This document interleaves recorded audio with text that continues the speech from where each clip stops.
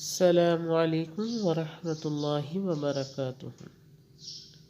مولانا رومی فرماتے ہیں، ایک شخص مسجد میں نماز ادا کرنے کے لیے اندھیری رات میں گھر سے نکلا۔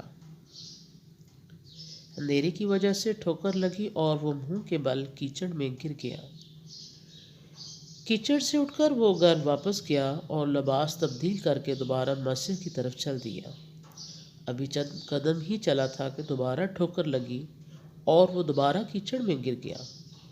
کیچڑ سے اٹھ کر وہ ایک بار پھر گھر واپس گیا اور لباس تبدیل کر کے مسجد جانے کے لیے دوبارہ گھر سے نکل آیا۔ اپنے گھر کے دروازے پر اسے ایک شخص ملا جو اپنے ہاتھ میں ایک روشن چراغ تھامے ہوئے تھا۔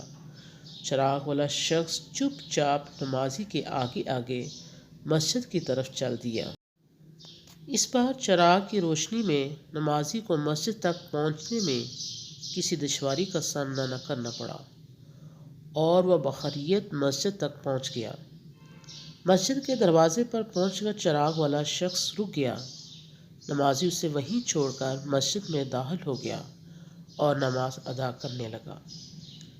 نماز سے فارغ ہو کر وہ مسجد سے باہر آیا تو اس نے دیکھا چراغ والا شخص اس کا منتظر ہے تاکہ اسے دوبارہ چراغ کی روشنی میں گھر تک چھوڑ آئے۔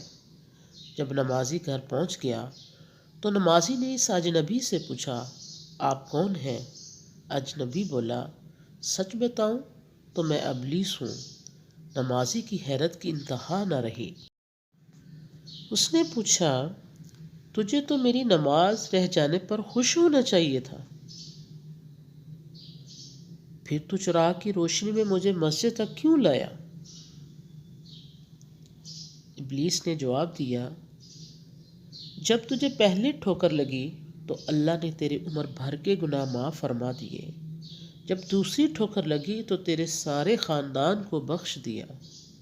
مجھے فکر ہوئی کہ اب اگر تو ٹھوکر کھا کر گرا تو کہیں اللہ تعالیٰ تیرے سارے گناہوں کی مغفرت نہ فرما دے، اس لیے چراغ لے کر آیا ہوں کہ تو بغیر گرے مسجد تک پہنچ جائے۔